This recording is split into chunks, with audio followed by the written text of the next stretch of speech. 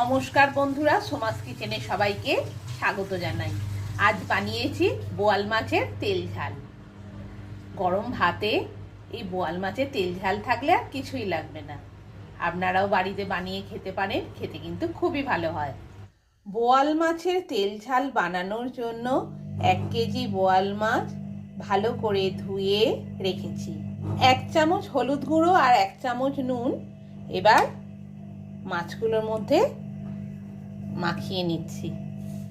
ভালো করে নুন হলুদটা মাছগুলোর মধ্যে ভালো করে মাখিয়ে নিতে হবে। সব মাছে নুন হলুদ মাখানো হয়ে গেছে, এবার ভেজে নেব। ওভেন অন করে দিলাম, কড়াই বসিয়ে দিলাম, 10-12 চামচের মতো সর্ষের তেল দিয়ে দিলাম। অনেকটা মাছ তাই একটু বেশি করেই সর্ষের তেল দিতে হলো। আর ভালোভাবে তেলটা গরম হতে দিয়ে দিলাম। ওভেনের স্টিম ফুল ভলিউমে রয়েছে। তেল ভালোভাবে গরম হয়ে গেছে, এবার নুন হলুদ মাখানো মাছগুলো ভাজার জন্য দিয়ে দিচ্ছি। মাছের একটা সাইড ভাজা হয়ে গেছে, এবার উল্টে দিচ্ছি অন্য সাইডটা ভেজে নেওয়ার জন্য। মাছের দুটো সাইডই খুব ভালো করে ভাজা হয়ে গেছে, এবার তুলে নিচ্ছি।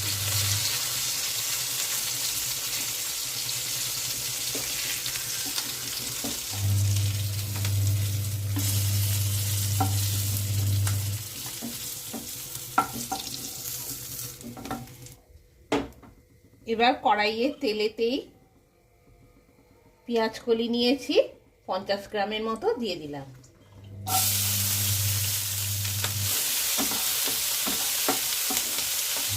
পেঁয়াজ কলি কিছুটা ভাজা হয়ে গেছে, 1 পিস মাঝারি সাইজের পেঁয়াজ কুচি করে রেখেছি দিয়ে দিলাম।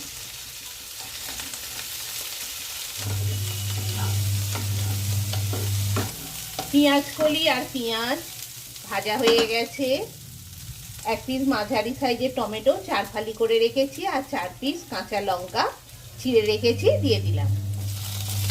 টমেটো পেঁয়াজ কলি ভালোভাবে ভাজা হয়ে গেছে, 1 চামচ আদা রসুন বাটা দিয়ে দিলাম। 1 চামচ সর্ষের তেল দিয়ে দিলাম আদা রসুনটা ভালো করে ভেজে নেওয়ার জন্য। পেঁয়াজ কলি টমেটো আদা রসুন সব একসাথে ভালোভাবে ভেজে নিয়েছি। এবার লঙ্কা গুঁড়ো 1 চামচ, হলুদ গুঁড়ো 1 চামচ আর নুন 1 চামচ দিয়ে দিলাম। সব মশলা একসাথে মিশে গেছে, এবার পরিমাণ মতো জল দিয়ে দিলাম। মাছের ঝালের গ্রেভিটা ফুটতে শুরু করেছে, এবার ভাজা মাছগুলো দিয়ে দিচ্ছি রান্না করার জন্য।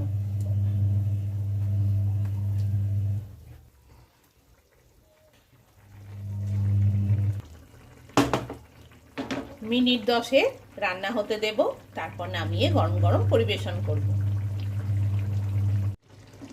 মিনিট 10 হয়ে গেছে, ভালোভাবেই মাছটা রান্না হয়ে গেছে।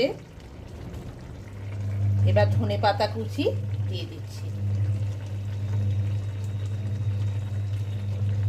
গরম ভাতেই বোয়াল মাছের ঝাল থাকলে আর কিছুই লাগবে না। মাছটাতে ধনেপাতাটা মিশিয়ে দিচ্ছি।